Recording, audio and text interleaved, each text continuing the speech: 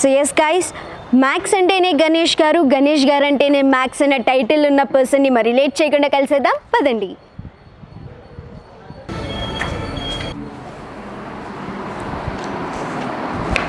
Hello sir. So yes guys, మరి ఈరోజు మనం గణేష్ గారితో ఉన్నాం. మీ అందరికీ తెలిసిందే, మన శ్రీ గణేష్ ఇన్స్టిట్యూట్స్ అనేది 2003లో ఎంతో ఘనంగా స్టార్ట్ అయింది. ఎంతో సక్సెస్ఫుల్గా 12 years రన్ చేసిన తర్వాత 2015లో మన శ్రీ గణేష్ ఐఐటి అండ్ అలాగే నీట్లో మన మెడికల్లో అకాడమీ స్టార్ట్ చేసి సక్సెస్ఫుల్గా రన్ చేస్తున్నారు. అండ్ దాంతోపాటుగా 2021లో మన శ్రీ గణేష్ జూనియర్ కాలేజ్ అనేది స్టార్ట్ చేయడం జరిగింది. అండ్ ఇట్స్ బిన్ 4 years సక్సెస్ఫుల్గా రన్ అవుతుంది. మరి ఈరోజు మన శ్రీ గణేష్ ఇన్స్టిట్యూట్స్ చైర్మన్ గణేష్ గారితో ఉన్నాం. మరి చక్కగా మ్యాథ్స్లో ఆంధ్ర యూనివర్సిటీలో వన్ ఆఫ్ ద టాపర్గా నిలిచి మరి ఈరోజు మన శ్రీ గణేష్ ఇన్స్టిట్యూట్స్కి చైర్మన్గా ఇక్కడ ఇంత గ్రేట్ జాబ్ని మన గణేష్ గారు నిర్వహిస్తున్నారు. సో మరి లేట్ చేయకుండా మరి చక్కగా ఈ యొక్క కాలేజ్ గురించి అండ్ అలాగే మన గణేష్ గారి లైఫ్ ఎక్స్పీరియన్స్ గురించి కొన్ని విశేషాలు తెలుసుకుందాం. సో ఎస్ సార్, మీకు మ్యాథ్స్లో అంత బ్యాక్గ్రౌండ్ ఉండి అంత ఎడ్యుకేషన్ క్వాలిఫికేషన్స్ ఉండి కూడా ఇక్కడ శ్రీ గణేష్ ఎడ్యుకేషనల్ ఇన్స్టిట్యూట్స్ పెట్టాలి అన్న థాట్ మీకు ఎలా వచ్చింది సార్? అసలు యాక్చువల్గా నేను మ్యాథమెటిక్స్ వైపు రావడానికి కారణం కూడా నా బ్యాక్గ్రౌండ్లో నా బెస్ట్ టీచర్స్ అందరూ మ్యాథమెటిక్స్ టీచర్స్ అవ్వడం, వాళ్ళ ఇన్ఫ్లుయెన్స్ నా మీద రావడం, అన్నింటిలోని మ్యాథమెటిక్స్ కొంచెం లాజికల్గా ఈజీగా అనిపించడం, దాని వైపు నేను ఇదయ్యానండి. అసలు మ్యాథమెటిక్స్ టఫ్ అని నాకు ఎప్పుడు అనిపించలేదు. నాకు రిలాక్స్ అవ్వడం కోసం మ్యాథమెటిక్స్ చేసేవాడిని. సో అందువల్ల నాకు బేసికల్గా మ్యాథమెటిక్స్ మీద ఇష్టం రావడం. అలాగే ఎంతోమంది మ్యాథమెటిక్స్ భయపడుతున్నారు, ఆ భయాన్ని పోగొట్టాలి. భయాన్ని పోగొట్టిన రోజు మ్యాథమెటిక్స్ కన్నా మంచి సబ్జెక్ట్ ఇంకోటి లేదు అన్న ఒకే ఒక థాట్తో నేను మ్యాథమెటిక్స్ చెప్పని నేను టీచర్ అవ్వాలనుకున్నాను, టీచర్ అయ్యానండి. అంటే నేను మొట్టమొదటిగా 2003లో అంటే నా చైల్డ్హుడ్ నుంచి కూడా ట్యూషన్స్ చెప్పడం, నేను ఇంటర్ చదువుకుని డిగ్రీ చదువుకునే రోజుల్లో కూడా ట్యూషన్స్ చెప్పడం, దానివల్ల నాకు బాగా నేను చదువుకునే టైంలో ట్యూషన్స్ చెప్పడం వల్ల నాకు బాగా సబ్జెక్ట్ డెవలప్ అయింది. ఆ సబ్జెక్ట్ డెవలప్ అవ్వడం, భయం పోయింది, నాకు తెలిసింది 10 మందికి చెప్పడం, అలాగా అండ్ ఇండివిజువాలిటీని డెవలప్ చేసింది. ఎవరి మీద డిపెండ్ అవ్వకూడదు. ఈవెన్ దో మా పేరెంట్స్ నన్ను ఎంతవరకు నన్ను అంతవరకు చదివించగలరు, అయినప్పటికీ కూడా సెల్ఫ్గా నేను ఎర్న్ చేయాలి, నాది నేనే చూసుకోవాలి అన్న ఉద్దేశంలో నాకు ట్యూషన్స్ బాగా ఉపయోగపడ్డాయి. ఆ ప్రాసెస్లో సబ్జెక్ట్ కూడా బాగా గెయిన్ చేయడం వల్ల నాకు 10 మందికి చెప్పడం ఇంట్రెస్ట్ కలిగి నేను అప్పుడే ఎంఎస్సీ చదువుతున్న రోజుల్లోనే ఎప్పటికైనా ఒక ఎడ్యుకేషన్ ఇన్స్టిట్యూషన్ స్థాపించాలి. అది చాలా రిమైనింగ్ ఎడ్యుకేషన్ ఇన్స్టిట్యూషన్స్కి నాకు చాలా డిఫరెన్స్ ఉండాలి. ఒక విలువలతో కూడిన విద్యను అందించాలి, వాల్యూడ్ ఎడ్యుకేషన్ ఇవ్వాలి అన్న కాన్సెప్ట్తోనే నేను కాలేజీ పెట్టాలన్న ఆలోచన నేను చదువుకున్న రోజుల నుంచి నాకు ఒక చిన్న అకాడమీ, ఆ తర్వాత కోచింగ్ సెంటర్స్, తర్వాత కాలేజ్, ఇలా స్టెప్ బై స్టెప్ నేను అంచెలంచెలుగా దాన్ని డెవలప్ చేసుకుంటూ వచ్చి ఈరోజు ఈ కాలేజీకి ఇంతమంది పిల్లల్ని, చాలామంది పిల్లల్ని మనం అన్ని రకాలుగానే ప్రోత్సహించాం. ఈ కాలేజీ పరంగా కూడా ఇంకా ఫ్యూచర్లో ఇంకా ఇది జర్నీ, ఇది సక్సెస్ఫుల్ జర్నీ. ఈ జర్నీలో అందరూ కూడా పార్టిసిపేట్ చేయాలని నా ఆశయానికి నా టీం మెంబర్స్ అందరూ కూడా సపోర్ట్గా నిలిస్తే నేను అనుకున్న లక్ష్యం ఖచ్చితంగా. సో ఎస్ సార్, మరి ఈ ఎడ్యుకేషనల్ ఇండస్ట్రీ అనే ప్లేస్లో మీరు ఈ లీడర్షిప్ చేస్తున్నారు ప్రజెంట్. సో మీ ఎక్స్పీరియన్స్ ఎలా ఉంది? అంటే పాస్ట్లో మీరు స్టూడెంట్ నుంచి ఎంతో ఇన్స్పైర్ అయ్యి ఈ పొజిషన్కి రావాలని అనుకున్నారు. So throughout the journey me experience ఎలా ఉంది? లేదంటే ఈ లీడర్షిప్ అనేది మీ లైఫ్ని ఎలా టర్న్ చేసింది మీ మాటల్లో? యాక్చువల్గా నేను కాలేజీ పెట్టాలి, ఒక మంచి ఎడ్యుకేషన్ ఇవ్వాలి అని అనుకున్నప్పుడు క్వాలిటీ ఎడ్యుకేషన్ ఇవ్వాలి. Quality rather than quantity, quantity కన్నా క్వాలిటీ ఎడ్యుకేషన్ ఇవ్వాలి అనే ఒకే ఒక ఉద్దేశంలో ఎస్టాబ్లిష్ చేయడం జరిగిందండి. నేను ఈ కోచింగ్ సెంటర్స్లో డిఫరెంట్ కాలేజెస్ పిల్లలు నా దగ్గర రావడం, పిల్లల్లో మంచి నాలెడ్జ్ ఉంది బట్ వాళ్ళు అప్లై చేయలేకపోవడం, ఇవన్నీ నేను గమనించానండి. అంటే పిల్లలు మంచి వాళ్ళుగానే ఉన్నారు, నాలెడ్జ్ పరంగా చెప్తే అర్థం చేసుకుంటున్నారు, బట్ అకాడమిక్స్ ఒక ప్లానింగ్, ఆ కార్పొరేట్ కాలేజెస్లో ప్లానింగ్ కానీ ఇది పిల్లలకి క్యాచ్ అవ్వలేకపోవడం మెయిన్ థింగ్. దానివల్ల పిల్లలు వెనకబడిపోవడం ఇవన్నీ అబ్జర్వ్ చేశానండి. అంటే పిల్లల్లో ఉన్నదాన్ని మనం ఏ విధంగా డెవలప్ చేయాలి, ఒక ప్లానింగ్తో డెవలప్ చేసుకుంటే పిల్లడు ఎంతవరకు అచీవ్ అవ్వగలడు. ఉన్న రిమైనింగ్ నేను అబ్జర్వ్ చేసిన నా ట్యూషన్కి కోచింగ్ సెంటర్కి వచ్చిన పిల్లలు అబ్జర్వ్ చేసింది ఏంటంటే, పిల్లలు బాగానే ఉన్నారు, చెప్తుంటే క్యాచ్ చేస్తున్నారు, బాగానే స్టెప్స్ వేస్తున్నారు, అన్నీ బాగానే చేస్తున్నారు, బట్ అన్ని విధాలుగా డిప్రెస్ అవుతున్నారు, మాకేమీ రావట్లేదని. ఇది ఎందుకు జరుగుతుంది అని బాగా అబ్జర్వేషన్ చేసుకున్నానండి. ఓన్లీ ఒక ప్లానింగ్ సరిగా లేకపోవడం. అంటే సపోజ్ మన స్టూడెంట్ మన ఆంధ్రప్రదేశ్ స్టూడెంట్ ఒకలా ఉంటాడు, వేరే స్టేట్ స్టూడెంట్ ఒకలా ఉంటాడు. ఇప్పుడు ఈ కార్పొరేట్ కాలేజెస్, ఇప్పుడు మీ సపోజ్ మన కాలేజీ ఉందండి, మన కాలేజ్ కరికులంలో స్టూడెంట్ నేను డైరెక్ట్గా చూస్తాను. అసలు స్టూడెంట్ ఏంటి, ఎక్కడి నుంచి స్టార్ట్ చేయాలనేది క్లియర్గా నాకు క్లారిటీ ఉంది. ఆ క్లారిటీ వల్ల నేనేం చేస్తాను, వీడికి ఇక్కడి నుంచి స్టార్ట్ చేయాలి, ఈ ప్రోగ్రాంలో వీళ్ళు పెడితే బాగా సక్సెస్ అవుతారు అని ఒక ప్లానింగ్, స్టూడెంట్ని బట్టి ప్లానింగ్. నేను ఖచ్చితంగా చెప్పగలనండి, స్టూడెంట్ని పట్టించుకోకుండా చెప్పుకుంటా షెడ్యూల్ వేసుకుని షెడ్యూల్నే ఫాలో అయితే మాత్రం పిల్లలు ఖచ్చితంగా చాలామంది పిల్లలు డిప్రెస్ అవుతున్నారండి. నేను దాన్ని నాకు ఎలా తెలిసిందంటే ఓన్లీ బికాజ్ ఆఫ్ నా కోచింగ్ సెంటర్. పిల్లలు మంచిగా కనబడుతున్నారు, చెప్పింది అర్థమవుతుంది, బట్ డిప్రెషన్లో మాకు ఏం రావట్లేదు అని ఫీలింగ్లో ఉన్నారు. ఎందుకంటే ఎక్కడో వేసిన షెడ్యూల్ని ఇక్కడ ఫాలో చేయడం. ఇక్కడ స్టూడెంట్స్ వేరు, అక్కడ స్టూడెంట్స్ వేరు. ఇక్కడ డైరెక్ట్గా లైవ్గా స్టూడెంట్స్ వస్తున్నారు. ఇప్పుడు సపోజ్ నేను కాలేజీ అకాడమిక్స్ నుంచి వచ్చాను, నేను ఒక టీచర్గా కాలేజీ పెట్టాను. A to Z స్టూడెంట్స్ సంబంధించిన ప్రతిదీ నాకు తెలుసు. దాంతో వీడికి ఎలా వెళ్ళాలి, ఎన్ని రోజులు చెప్తే వీళ్ళకి క్యాచ్ అవుతుంది ఇలాగా అని నేను స్టూడెంట్ని బట్టి ప్రోగ్రామ్ రాసుకున్నానండి. ఇలా స్టూడెంట్ని బట్టి ప్రోగ్రామ్ రాసి ఆర్గనైజేషన్ ఎంటైర్ ఆంధ్రప్రదేశ్లో లేదండి, నేను ఖచ్చితంగా చెప్పగలను. అంటే నేను మెయిన్ దాన్నే ఫాలో అయ్యాను. ఇది అయిపోవాలని కాకుండా చెప్పాను కదండి, quality rather than quantity. Main objective అదే తీసుకుని నేను కరికులం ప్లాన్ చేశానండి. దాన్ని ఎగ్జిక్యూట్ చేస్తున్నాను. దాన్ని ఎగ్జిక్యూట్ చేయడం వల్లే ఈరోజు నేను మంచి రిజల్ట్స్ సంపాదించగలుగుతున్నాను. సో ఎస్ సార్, మీ కాలేజ్ గురించి కానీ మీరు ప్రొవైడ్ చేస్తున్న ఎడ్యుకేషన్ గురించి కానీ ఎంతో బ్యూటిఫుల్గా మీరు ఎక్స్ప్లెయిన్ చేశారు.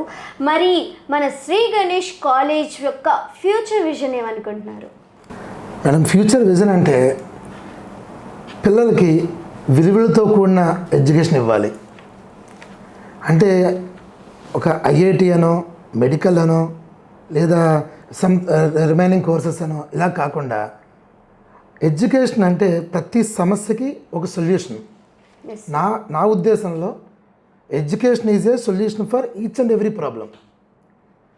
ఒక పిల్లవాడు సొసైటీలో రేపు పెద్దవాడయ్యాక ఎలా మాట్లాడాలి, ఎవరితో ఎలా మాట్లాడాలి, కల్చర్ ఏంటి, మేనర్స్ ఏంటి, ఇదంతా కూడా ఎడ్యుకేషన్లోనే తెలుస్తుందండి. సో నేను అలాంటి విలువలతో కూడిన ఎడ్యుకేషన్ ఇవ్వాలి. అలాగే ఏ సమస్య వచ్చినా సరే దాని నుంచి బయటికి తీసుకొచ్చేది ఎడ్యుకేషనే నాకు తెలిసిన భాషలో అయితే. సో అలాంటి నాలెడ్జ్ ఎడ్యుకేషన్ ఇస్తుంది కాబట్టి అలాంటి ఎడ్యుకేషన్ ప్రొవైడ్ చేయాలనుకున్నాను. బట్ నేను కాలేజీ పెట్టినప్పుడు ఇవన్నీ అనుకునే కాలేజ్ స్టార్ట్ చేశానండి. కానీ ఎలా అయిపోయిందంటే బయట సిస్టమ్ ఎలా అయిపోయిందంటే ర్యాంకులే ముఖ్యం, ర్యాంక్ వస్తేనే కాలేజీ ఉంటుంది, ఇలాంటి సిస్టమ్. దానివల్లే రిమైనింగ్ అందరూ కూడా ఒక ర్యాంక్ ఓరియంటెడ్గా ర్యాంక్స్ వచ్చినా రాకపోయినా ఏవో ర్యాంక్స్ అలాగా పబ్లిక్లో పబ్లిసిటీ చేసుకుంటూ దాన్ని బిజినెస్ చేసుకుంటూ అన్ని ఎడ్యుకేషన్ ఇన్స్టిట్యూషన్లు దాన్నే ప్రమోట్ చేస్తున్నాయండి. అంటే ర్యాంక్ రాకపోతే ఎడ్యుకేషన్ ఇన్స్టిట్యూషన్ లేదు. అసలు ర్యాంక్ అనేది పిల్లోడు డెవలప్మెంట్ అవ్వడానికి మనం ఏ రకమైన అవకాశం ఇచ్చామో అది కూడా ఒక అచీవ్మెంటేనండి. సో అలాంటి విలువలతో ఎడ్యుకేషన్ ఇవ్వాలి. అలాంటి ప్రాసెస్లో సపోజ్ వాడు ఐఐటికి వెళ్తే ఐఐటి ర్యాంక్ వస్తే ఐఐటి, లేదా ఎన్ఐటి, లేదా ఇంజనీరింగ్ చదవకుండా ఇంజనీరింగ్ ఎంసెట్, లేదా మెడికల్ స్ట్రీమ్లో ఉన్నవాళ్ళు డాక్టర్స్. ఇవే కాకుండా పిల్లల్లో ఉన్న ఇంట్రెస్ట్ని బట్టి వాడు ఆర్మీ సైడ్ వెళ్ళాలా, నేవీ సైడ్ వెళ్ళాలా, కొంతమంది ఫ్యాషన్ డిజైనింగ్ అన్నారు, కొంతమంది ఆర్కిటెక్చర్ అన్నారు.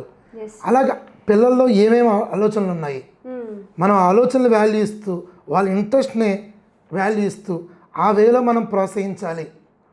అలా ప్రతి పిల్లవాడికి ఫ్యూచర్, ఇప్పుడు నేను ఎలాగైతే కాలేజీ పెట్టాలి, ఒక ఎంటర్ప్రైనర్ అవ్వాలి, మంచి ఎడ్యుకేషన్ ఇవ్వాలి అని నేను ఎలా డిసైడ్ చేసుకున్నానో ప్రతి పిల్లవాడికి అలాంటి ఆలోచనలు ఉంటాయి.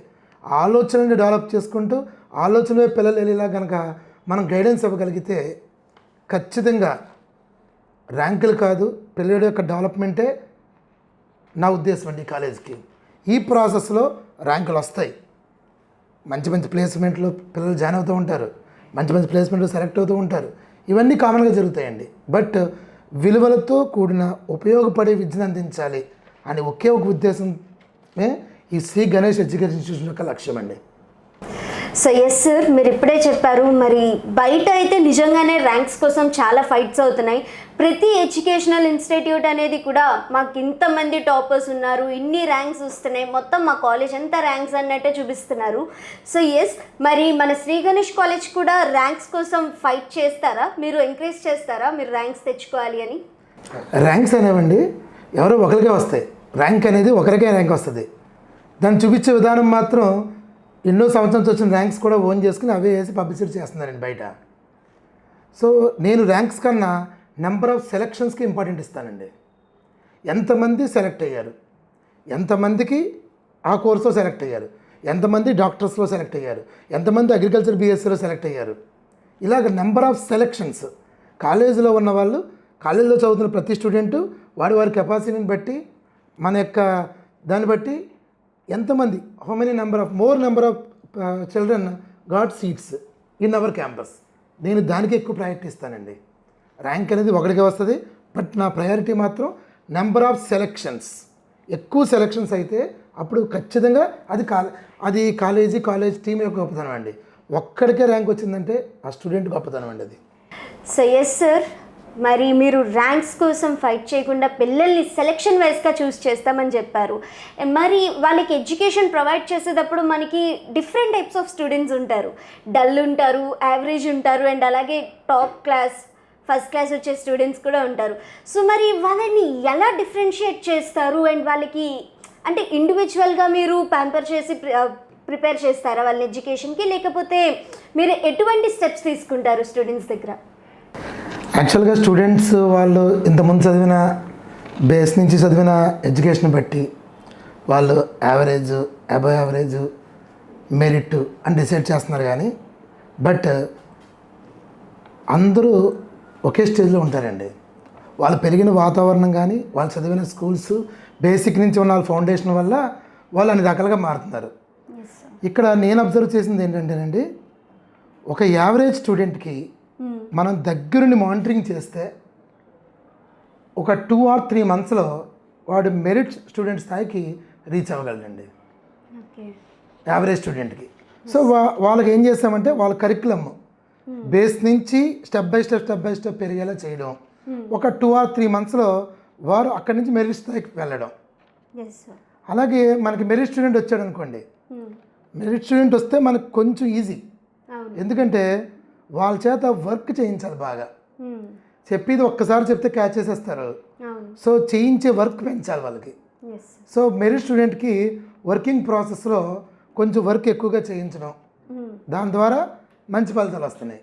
ఈ యావరేజ్ స్టూడెంట్ కూడా మెరిట్ స్థాయికి రీచ్ అయ్యే టైంకి మన కాలేజ్ ఎగ్జామ్స్, ఫైనల్ ఎగ్జామ్స్ టైంకి వాళ్ళు కూడా మంచి స్థాయిలోకి వస్తే మనం ఇండివిజువల్గా చూడడం, ఎస్పెషల్లీ ఈ పిల్లల్ని ఆ పిల్లల్ని అందరికీ ఒకలాగే ఉంటుందండి క్లాసెస్, బట్ వర్క్ చేయించే విధానంలో మాత్రం వేరియేషన్ చూపించామండి. ఇండివిజువల్గా కేర్ పెట్టుకోవడం వల్ల మాకు క్లియర్ ఐడెంటిఫికేషన్. అంతకన్నా ఎక్కువగా క్లాస్కి 30 మందిని పెట్టాలనే స్ట్రాటజీ మాది. Super 30 batches. సో 30 members క్లాస్కి ఉండడం వల్ల మేము ఖచ్చితంగా ప్రతి పిల్లడి మీద అబ్జర్వేషన్ ప్రతి ఫ్యాకల్టీ మెంబర్కి ఉంటుందండి. ఆ విధంగా మేము బైఫర్కేట్ చేసామండి. సో ఎస్ సార్, మరి ఇంత బాగా చెప్తున్నారు మీరు. సో ఇప్పుడు నాకున్న చిన్న డౌట్ ఏంటంటే, మనం స్టూడెంట్స్ని ఎలా డెవలప్ చేయాలి అన్న పాయింట్ మనకుంది, బట్ ఇండివిజువల్గా కొంతమంది డల్ స్టూడెంట్స్ ఉంటారు, మెరిట్ ఉంటారు, అండ్ అలాగే మనకి హై స్టూడెంట్స్ కూడా ఉంటారు. సో మరి వాళ్ళ యొక్క అవుట్కమ్ని మనం ఎక్స్ట్రాడినరీకి తీసుకెళ్లాలంటే డెఫినెట్గా మనం ఏదో స్ట్రాటజీ అనేది యూజ్ చేయాలి. సో మరి మన శ్రీ గణేష్ కాలేజ్ వాళ్ళు యూజ్ చేస్తున్న స్ట్రాటజీ ఏమైనా ఉందా? ఈ స్ట్రాటజీ ఏంటంటే అమ్మా, ఇండివిజువల్ కేర్ అమ్మా. స్టూడెంట్ని పర్సన్ టు పర్సన్ డీల్ చేస్తాం. అంటే సపోజ్ ఒక స్టూడెంట్ మ్యాథమెటిక్స్లో వీక్గా ఉన్నాడు. సో ఎవరెవరు మ్యాథమెటిక్స్లో వీక్గా ఉన్నారు వాళ్ళని ఐడెంటిఫై చేసుకుని వాళ్ళకి స్పెషల్గా వాళ్ళకి మాత్రమే ఎక్కడ ప్రాబ్లం అవుతుంది ఆ ప్రాబ్లం రెక్టిఫై చేసి మళ్ళీ వాళ్ళు స్టాండ్ బోర్డ్లో పెట్టడం. అలాగే ఫిజిక్స్లో వీక్గా ఉంటే ఫిజిక్స్ ఫ్యాకల్టీతో మళ్ళీ వాళ్ళని ఇచ్చేయడం. ఇది ఇండివిజువల్గా ప్రతి పర్సన్ని కూడా ఎవరు ఏ సబ్జెక్ట్లో డల్గా ఉన్నారు, ఆ సబ్జెక్ట్లో ఎందుకు డల్గా ఉన్నారనేది మనం స్పెషల్గా వాళ్ళకి పర్సన్ టు పర్సన్ చెప్పడం వల్ల తిరిగి మళ్ళీ వాళ్ళ మెయిన్ స్టేజ్లోకి వచ్చేలాగా స్ట్రాటజీ వేసామమ్మా. వావ్ సార్, చూస్తుంటే మీ స్టూడెంట్స్ అందరినీ కూడా పర్ఫెక్ట్గా ఎలా సెటిల్ చేయాలన్న దానికి మీకు పర్ఫెక్ట్ ఎక్విప్మెంట్ అంతా ఉన్నట్టుంది. సో మరి స్టూడెంట్స్ బెస్ట్ అవ్వాలంటే మనకి మెయిన్ కావాల్సింది కరెక్ట్గా వాళ్ళకి పాయింట్ టు పాయింట్ అర్థమయ్యేలా చెప్పే ఫ్యాకల్టీ కావాలి. సో మరి మన శ్రీ గణేష్ కాలేజ్లో ఉన్న టీచర్స్ యొక్క క్వాలిఫికేషన్స్ కానీ, అంటే మీరు ఏ టైప్ ఆఫ్ పర్సన్స్ని పిల్లలకి సూటబుల్ టీచర్స్ అనుకుంటారు, మాకు అదొకసారి తెలుసుకోవాలని ఉంది. టీచింగ్ ఫ్యాకల్టీస్ విషయంలో మేడం, యాక్చువల్గా నేను ఎప్పుడైతే చైర్మన్గా ఉండి మ్యాథమెటిక్స్ టీచర్గా క్లాసెస్కి వెళ్తున్నానో, సో రిమైనింగ్ ఫ్యాకల్టీ కూడా వాళ్ళు కంపీట్ అయ్యేది నాతోనే కంపీట్ అవ్వాలి. కాబట్టి ఖచ్చితంగా వాళ్ళందరికీ ఒకటేనండి, మా దగ్గర ఉన్న టీం కూడా లైక్ గణేష్ సార్ లాగా వెళ్ళాలి. నా టీచింగ్ మెథడాలజీనే ఫాలో అవుతారు వాళ్ళు కూడా. అంటే నేను అలాగే ముందే చెప్తాను వాళ్ళకి. అవసరమైతే వాళ్ళకి నేను క్లాసెస్ చెప్తున్నప్పుడు వాళ్ళని క్లాసులో కూర్చోబెట్టుకుంటాను. అంటే అక్కడ నాకన్నా పెద్ద వ్యక్తులు ఉండొచ్చు వాళ్ళు, బట్ నేను చిన్నప్పటి నుంచి పిల్లలతో టీచింగ్ చెప్పడం అలవాటు అయిపోయి ఎలా చెప్తే పిల్లలకి ఇది అవుతుంది అన్నది పూర్తి నాలెడ్జ్ ఉన్నవాడిగా నేను ఏమనుకోవద్దు, మీరు అందరూ కూడా నా క్లాసెస్ వినండి ఒక 2-3 డేస్ అని చెప్పి నేను ఫ్యాకల్టీ ట్రైనింగ్ నేనే చేసుకుంటాను. అలాగే మన ఫ్యాకల్టీలో కూడా ఎక్స్పీరియన్స్డ్ ఫ్యాకల్టీ, యంగ్స్టర్స్ అందరూ మిక్స్డ్గా ఉంటారండి. సో సెలెక్ట్ చేసినప్పుడు కూడా ప్రతి స్టూడెంట్ మీద కాన్సన్ట్రేట్ చేయాలి. ప్రతి స్టూడెంట్ మీద ఏ ఫ్యాకల్టీ అయితే కాన్సన్ట్రేట్ చేస్తున్నారు 1కి 10 సార్లు ఎక్స్ప్లెయిన్ చేయండి. ఓపిక్గా పేషెన్స్గా ఉండాలి. ఇవన్నీ వెరిఫై చేసుకునండి. ఒక 10 డేస్ పిల్లలకి క్లాసెస్కి పంపించాకనే, పిల్లల జడ్జిమెంట్ ఇచ్చాకనే వాళ్ళని సెలెక్ట్ చేయడం జరుగుద్దండి. ఇలాగా నేను ఎంచుకున్న టీం కూడా, నేను అదే చెప్తాను, ఎంచుకున్న టీం కూడా గణేష్ సారే. అందరూ గణేష్ సార్లే పాఠం చెప్పాలి. అది నా ఇంటెన్షన్. అది మీరు అందరూ గణేష్ సారే. ఇక్కడ గణేష్ సార్కి ఎంత ఉందో మీరు అందరికి కూడా అంతే ఉంది. సో పిల్లలతో ఇన్వాల్వ్ అయ్యి పాఠం చెప్పండి. మెయిన్ అలాంటి ఫ్యాకల్టీనే నేను ఎంచుకోవడం, పిల్లల ద్వారా సెలెక్షన్ చేసుకుంటానండి ఫైనల్గా. సో ఎస్ సార్, మరి బెస్ట్ ఫ్యాకల్టీని అండ్ అలాగే బెస్ట్ స్టూడెంట్స్ని మీరు గ్యాదర్ చేసుకున్నారు. స్టూడెంట్స్లో కూడా మనం బెస్ట్ అని ఎందుకు అంటున్నామంటే ఆబ్వియస్లీ మనం ఇచ్చే ట్రైనింగ్తోనే స్టూడెంట్స్ అనేవాళ్ళు ఒక షేప్కి రావడం జరుగుతుంది. మరి సార్ ఇప్పుడు మనం చూస్ చేసుకున్నది ఇంటర్ కాలేజ్.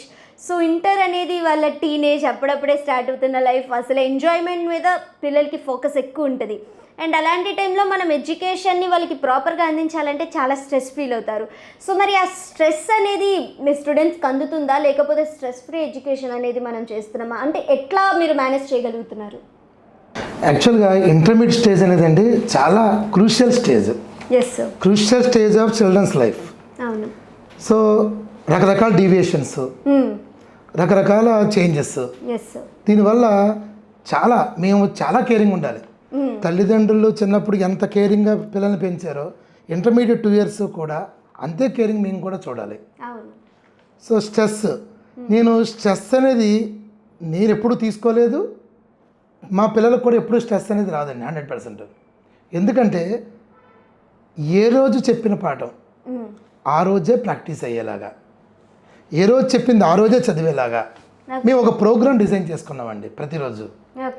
సో అందుకని ఈ రోజు జరిగింది ఈ రోజే కంప్లీట్ అయ్యేలాగా ఒక ప్రోగ్రామ్ డిజైనింగ్ చేశాను.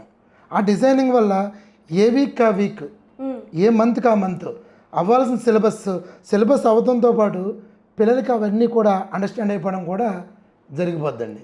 దానివల్ల నేను ఖచ్చితంగా చెప్పగలను, మా కాలేజ్ స్టూడెంట్స్ మ్యాక్సిమం ఎవరు కూడా స్ట్రెస్ లెవెల్ అనేది ఉండదండి. అందుకే నేను stress free education simple definition ఏంటంటేనండి, పాఠం బాగా చెప్పడం, చెప్పిన పాఠాన్ని పిల్లడు అప్లికేషన్ చేస్తాడు, ఏ రోజు వరకు ఆ రోజు కంప్లీట్ చేయించడమే ఈ స్ట్రెస్ ఫ్రీ అనేది చెయ్యాలి అంటే ఇది ఒకటే మార్గం అండి. సో ఎస్ మరి ఇంత అద్భుతంగా మీరు స్టూడెంట్స్ కోసం ఆలోచిస్తున్నారు, వాళ్ళకి కావాల్సిన ప్రతి ఒక్క ఫెసిలిటీ మీరు అందజేస్తున్నారు. మరి I wanted to ask you sir, like వైజాగ్లో అనే కాదు, మన ఆల్ ఓవర్ ఇండియాలో డిఫరెంట్ ఎడ్యుకేషనల్ ఇన్స్టిట్యూట్స్ అనేవి ఉన్నాయి. అండ్ అలాగే మన వైజాగ్లో కూడా చాలామంది చాలా టాప్ ఇన్స్టిట్యూట్స్ అనేసి పిల్లల్ని తీసుకెళ్ళి జాయిన్ చేయడం జరుగుతుంది. కొంతమంది పిల్లలు సఫర్ అవుతున్నారు, కొంతమంది సక్సెస్ అవుతున్నారు. బట్ వాటికి ఇక్కడ మీరు చెప్తున్న దానికి we can hear the difference, but what exactly is the difference అనేది మీ మాటల్లో వినాలని ఉంది. ఎస్ మేడం, అంటే రిమైనింగ్ కాలేజెస్లో స్టూడెంట్ బేస్డ్ ప్రోగ్రామ్ ఎక్కడ లేదండి. అంటే స్టూడెంట్ని బట్టి టీచింగ్ కానీ లెర్నింగ్ ప్రాసెస్ కానీ స్టూడెంట్ బేస్డ్గా ఎవరు ఫాలో అవ్వట్లేదండి. అదే మెయిన్ రాంగ్ స్టెప్. ఎందుకు అవ్వట్లేదు? అసలు అది అవ్వాలి. అలా జరిగితేనే, అంటే మనం చెప్పింది పిల్లవాడికి క్యాచ్ అవ్వాలి, పిల్లవాడు నేర్చుకోవాలి, నేర్చుకున్నాక అప్లికేషన్ చేయగలగాలి. ఇలా స్టూడెంట్ ఓరియంటెడ్లో ఎవరు ఫాలో అవ్వట్లేదండి. ఒక షెడ్యూల్ వేసుకుంటున్నారు, ఆ షెడ్యూల్ ఫినిష్ అయిందా లేదా చూస్తున్నారు తప్ప అసలు స్టూడెంట్కి ఎంతవరకు రీచ్ అయ్యింది, ఎంత చెప్తే రీచ్ అవుతుంది, ఎక్కడ స్టార్ట్ చేయాలి, ఎంతవరకు వెళ్ళాలి వాళ్ళకి, ఇలాంటి స్టూడెంట్ వేలో ఆలోచించే విధానం ఏ కార్పొరేట్ కాలేజీ వాళ్ళు ఆలోచించట్లేదండి. నేను ఎక్కడ టీచర్స్ని తప్పట్ను, కానీ ఇక్కడ తప్పు ఏంటంటేనండి, ఆ ప్లాన్ ఆఫ్ యాక్షన్ అనేది స్టూడెంట్ బేస్డ్గా లేకపోవడమే మైనస్ అండి. అంటే వీళ్ళ చేతిలో కూడా ఏముండదు. ఇప్పుడు ఇక్కడంటే నేను టీచర్గా కాలేజీ పెట్టాను కాబట్టి నేను ఏ డెసిషన్ తీసుకున్నా స్ట్రైట్గా నేనే డెసిషన్ తీసుకోగలను, కరిక్యులం నేనే ప్రొవైడ్ చేయగలను, స్టూడెంట్ బేస్గా నేనే రాసుకుంటాను, నేనే అప్రోచ్ అవుతాను. దానివల్ల నాకు ఇది ఇబ్బంది లేకుండా జరుగుతుంది. అది రిమైనింగ్ ఆర్గనైజేషన్లో ఒక షెడ్యూల్ వస్తుంది, షెడ్యూల్ ఫాలో అవడం తప్ప ఇంకా మనం చేయడానికి ఏముండదండి. దానివల్ల పిల్లలు సఫర్ అవుతున్నారు, అందువల్లే పిల్లలకి కొంత బ్యాక్ స్టెప్ అవుతుంది. మన దగ్గర పిల్లలకి మేము కంప్లీట్గా స్టూడెంట్ బేస్డ్గానే మేము వెళ్తున్నాం కాబట్టి ప్రతి స్టూడెంట్కి ఇది చాలా ప్లస్ అవుద్దండి. అదే రిమైనింగ్ కాలేజెస్కి శ్రీ గణేష్కి ఉన్న మెయిన్ డిఫరెన్స్ అదేనండి. ఎస్ సార్, మరి కాలేజ్కి ఏం కావాలి, ఇన్ఫ్రాస్ట్రక్చర్ దగ్గర నుంచి ఎవ్రీథింగ్ ఈజ్ అండర్ కంట్రోల్, అంతా కూడా పర్ఫెక్ట్గా ఉంది. మరి మన శ్రీ గణేష్ కాలేజ్ గురించి మనం అడ్వర్టైజింగ్ స్ట్రాటజీ ఏం ఫాలో అవుతున్నారు? కంప్లీట్ అడ్వర్టైజ్మెంట్ స్ట్రాటజీ అండి పిల్లలు పేరెంట్సేనండి. ఇక్కడ నా వర్క్ నేను సిన్సియర్గా పర్ఫెక్ట్గా చేస్తే నా పిల్లలు, అంటే నా కాలేజీ చదువుతున్న పిల్లలు, వాళ్ళ తల్లిదండ్రులు, పేరెంట్స్ కంప్లీట్గా దీనికి అడ్వర్టైజ్మెంట్ అంటూ చేస్తున్నారంటే నా స్టూడెంట్స్ తాలూకు తల్లిదండ్రులు అండి. కంప్లీట్గా advertisement belongs to them only. ఇక్కడ ఎందుకంటే ఒక కాలేజీలో ఒక బ్రదర్ చదివితే అదే కాలేజీలో సిస్టమ్ చదివించరండి ఎవరైనా, కానీ మా కాలేజీలో సిబ్లింగ్స్ అందరూ ఇక్కడే చదువుతారు. అదే నా సక్సెస్ అండి. నేను చాలా ప్రౌడ్గా ఫీల్ అవుతాను ఈ విషయంలో. అన్నయ్య చదివి ఒక 95% బయటికి వెళ్ళినప్పుడు, మంచి పొజిషన్లో బయటికి వెళ్ళినప్పుడు వాళ్ళ సిస్టర్ని ఆ పేరెంట్ డైరెక్ట్గా తీసుకొచ్చి నాకే చెప్తారండి. This is the success of Sri Ganesh అండి.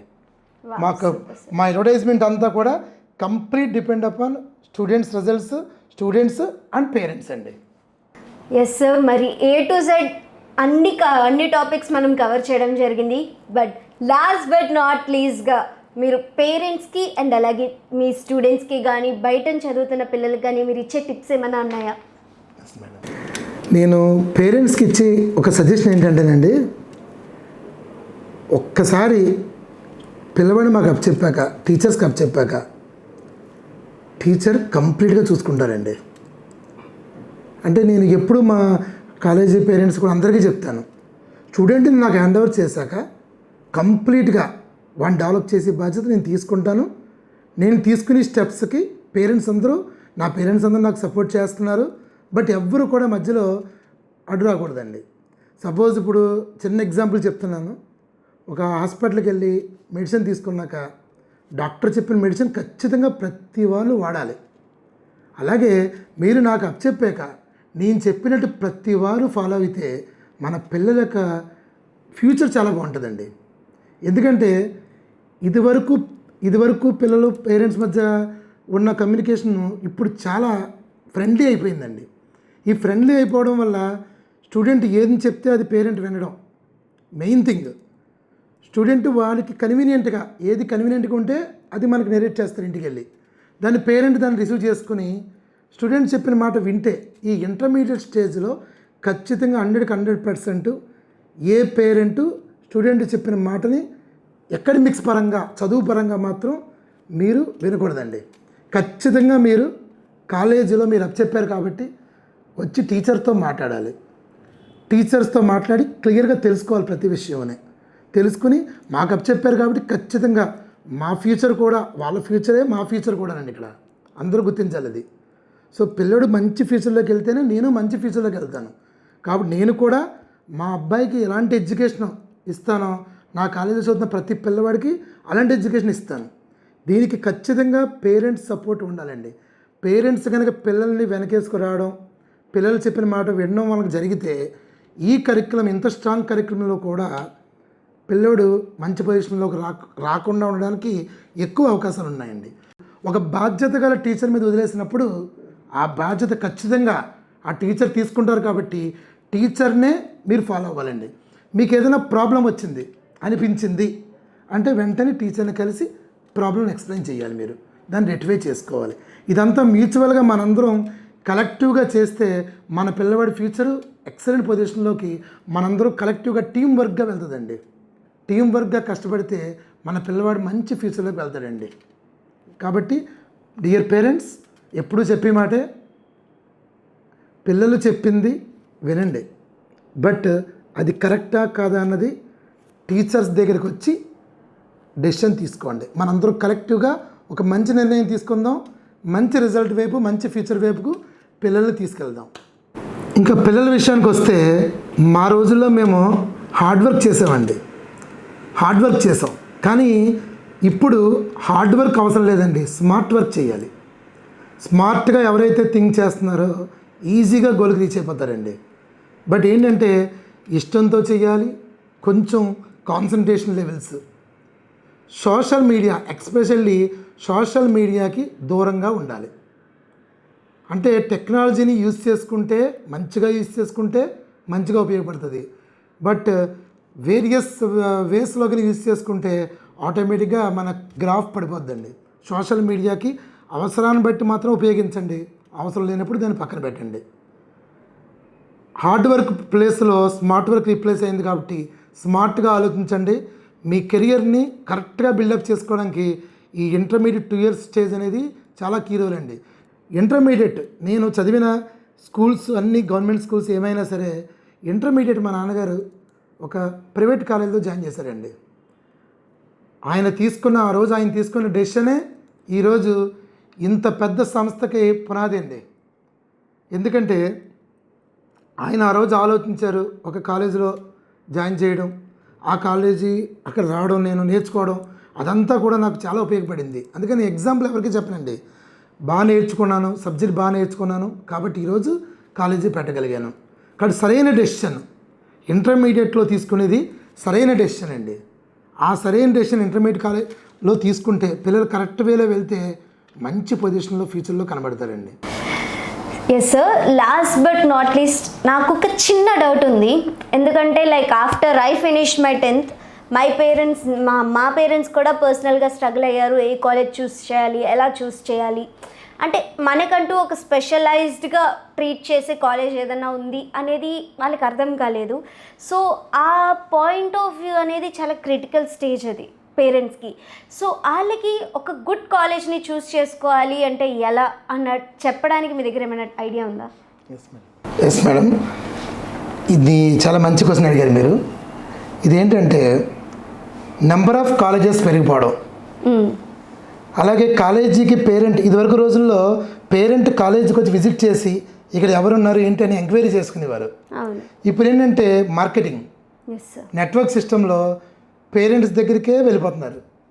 పిఆర్ఓస్ అని, ఎంఈఓస్ అని ఇలాగ అందరూ. దాంతో పేరెంట్కి అసలు స్కోప్ లేకుండా పోతుంది ఏం చేయాలన్నది ముందుగానే. కానీ నేను ఇచ్చే సలహా ఏంటంటేనండి, ఖచ్చితంగా పేరెంట్ స్టూడెంట్ తీసుకుని ఏ కాలేజీ అనుకుంటున్నారో కాలేజీకి విజిట్ చేయాలండి. ఫస్ట్ విజిట్ అవ్వాలి. అయ్యాక వాళ్ళ కరిక్యులం ఏంటి, ప్రోగ్రామ్ ఏంటి అనేది క్లియర్గా తెలుసుకోవాలి.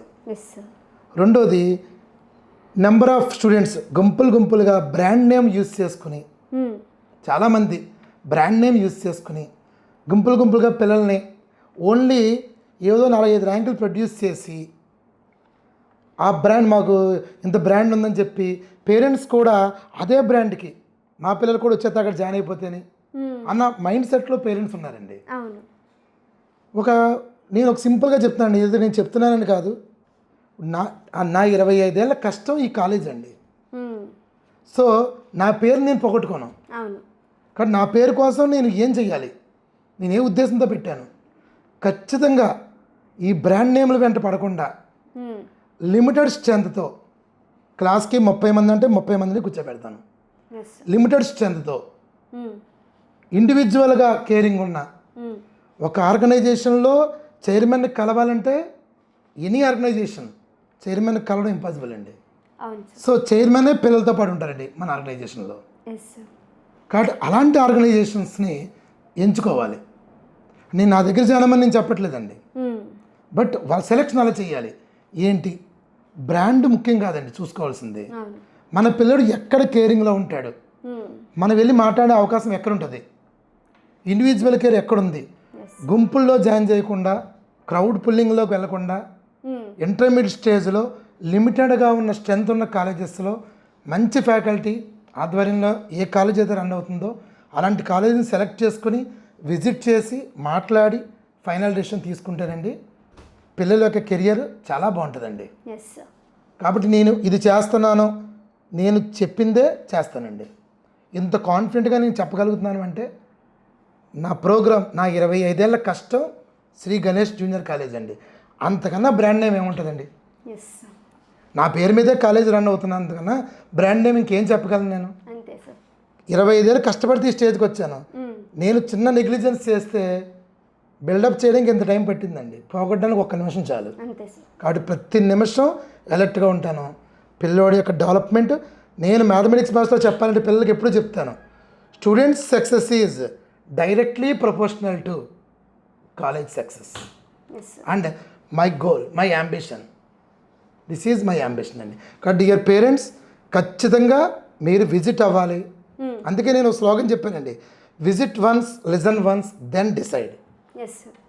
ఏ కాలేజీ కన్నా ఇదే స్ట్రాటజీ అప్లై చేయండి, ఖచ్చితంగా మీకు మైండ్లోంచి కొంత రిలీఫ్ వస్తుందండి గ్యారంటీగా.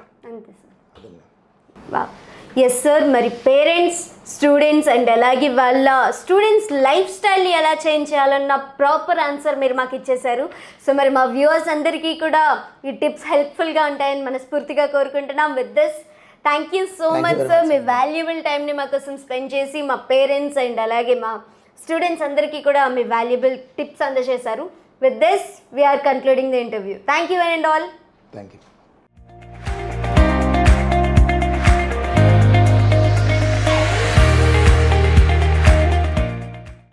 ఎస్ గైస్, మరి ఈరోజు మన బైపీసీ స్టూడెంట్తో ఉన్నాం, గీతిక. సో మరి లేట్ చేయకుండా ఈ కాలేజ్ సిస్టమ్ ఎలా ఉంది, ఎడ్యుకేషన్ ఎలా ఉంది, టీచర్స్, స్టాఫ్ అందరి గురించి ఒకసారి తెలుసుకుందాం. ఫస్ట్ థింగ్ ఏంటంటే ఈ కాలేజ్లో మిగతా కాలేజ్లో లాగా ఒక సెక్షన్కి 60 to 70 అలాగా ఉంటారు, కానీ మా కాలేజ్లో అయితే అలా కాదు. జస్ట్ ఒక క్లాస్కి 30 to 20 అలా మాత్రమే ఉంటారు. దానివల్ల మిగతా కాలేజెస్లో లాగా స్టూడెంట్స్కి ప్రాబ్లమ్స్ ఉండదన్నమాట. ఫ్యాకల్టీ ప్రతి ఒక్కరి దగ్గరికి వచ్చి డౌట్స్ ఏంటి, ఏం అర్థం కాలేదని చెప్పడానికి చాలా వీలుగా ఉంటుంది. స్టూడెంట్స్ ఏమైనా డౌట్స్ ఉన్నా కూడా టీచర్స్ దగ్గరికి వెళ్ళి చాలా ఫ్రీగా చెప్పచ్చు. అసలు ఫ్యాకల్టీ చాలా ఫ్రెండ్లీగా ఉంటారు. ఓకే, అంతా నచ్చింది అయితే కాలేజ్ మొత్తం? Yes madam. Okay, thank you. So yes, ఈరోజు మరి మనం మన శ్రీ గణేష్ కాలేజ్ స్టూడెంట్స్తో ఉన్నాము. మీరు ఏ ఇయర్ చదువుతున్నారు? First year. First year. Okay, ఎలా అనిపిస్తుంది మీకు కాలేజ్ కానీ టీచింగ్ స్టాఫ్ అంతా ఎలా ఉంది? అందరూ చాలా బాగా చేసుకుంటారు. ఫస్ట్ ఇయర్ నేను ఈ కాలేజ్లో జాయిన్ అయినా ఎక్స్పెక్ట్ చేయలేదు ఇంతలాగా. చాలా బాగుంది కాలేజ్. టీచర్స్, స్టాఫ్ మొత్తం అందరూ బాగా చేసుకుంటారు. నిత్య మేడం కిందన ఇన్ఛార్జ్ వాళ్ళు చాలా బాగా చూస్తారు. కేరింగ్ బాగుంటుంది, ఎక్స్ప్లెనేషన్ అది కూడా చాలా బాగుంటుంది. ఇంకా చెప్తూ ఆబ్జెక్టివ్ ఇవి అన్నట్టుగా షెడ్యూల్ వేసుకుని అందరూ క్లారిటీగా, అంటే మాకు స్ట్రెస్ ఫీల్ అవ్వకుండా ఎవరి మైండ్ సెట్ ఎలా అన్నది తెలుసుకొని నీట్గా ఎక్స్ప్లెయిన్ చేసుకుంటా ఒకళ్ళు టీచర్స్ స్టూడెంట్స్కి ఎలా చెప్తే వస్తుంది అన్నట్టుగా వాళ్ళు ప్లాన్ చేసుకుని వాళ్ళు బిహేవ్ చేసుకుని చెప్తున్నారు. చాలా బాగుంటుంది కాలేజ్. మటుకు మాకు చాలా బాగా నచ్చింది. ఇంకా ఫస్ట్ ఇయర్ జాయిన్ అయ్యాము. Next year objective exam mains కూడా ఉంది. సీనియర్స్ అందరికీ బాగా ప్రిపరేషన్ చేస్తున్నారు. మాకు ఐపీ కోర్స్కి ప్రిపేర్ అవుతున్నాము. ఓకే, అవుతుంది. Thank you. ఓకే, సో మరి ఇప్పుడు we have another student here. మరి లేట్ చేయకుండా కాలేజ్ ఎలా ఉంది, అసలు ఎన్విరాన్మెంట్ ఎలా ఉంది, ఎడ్యుకేషన్ ఎలా ఉంది అన్నీ తెలుసుకుందాం. Good evening everyone, my name is Ganesh. And యాక్చువల్గా ఈ కాలేజ్ జాయిన్ అయ్యి నేను అసలు చాలా మంచి పని చేసినాను అనుకుంటున్నాను. ఫ్యాకల్టీ అన్నీ చాలా ఎడ్యుకేషన్ చాలా బాగా చెప్తున్నారు. అండ్ డౌట్స్ క్లారిఫికేషన్ అన్నీ చాలా బాగున్నాయి. నాకు first of all maths teacher Shri Ganesh sir and ఫాదర్లా చూసుకుంటారు అందరు స్టూడెంట్స్ని. And doubts clarification quality education ఇస్తారు. And all physics sir two tracks నడుస్తాయి యాక్చువల్గా. ఫస్ట్ రవికిరణ్ సార్ ఫిజిక్స్ చాలా బాగా చెప్తారు. అడ్వాన్స్డ్ మెయిన్స్ లెవెల్ అన్నీ చాలా బాగా కేర్ఫుల్గా అన్ని స్టూడెంట్స్ కానీ అర్థమయ్యేలాగా చెప్తారు. అండ్ ఐపీఏ కూడా ఒక ట్రాక్లో నడుస్తూ ఉంటుంది. ఒక పీరియడ్ మెయిన్స్ అడ్వాన్స్ చెప్తే ఇంకో పీరియడ్ ఐపీఏ చెప్తారు. అండ్ ఇంకో ట్రాక్ మహేంద్ర సార్ సార్ కూడా చాలా బాగా చెప్తారు. And chemistry violent sir and Naidu sir చాలా బాగా chemistry experience faculty 15 years experience. And okay, college నచ్చిందా? ఎస్, చాలా బాగా నచ్చింది. అండ్ క్యాంటీన్ కూడా ఫెసిలిటీ ఉంది. క్యాంటీన్లో స్టాక్ అన్నీ ఇప్పుడు అప్డేట్గా ఉంటాయి. మనకి ఏం కావాలంటే బ్రేక్ పీరియడ్లో వెళ్ళి కొనుక్కోవచ్చు. Okay, thank you.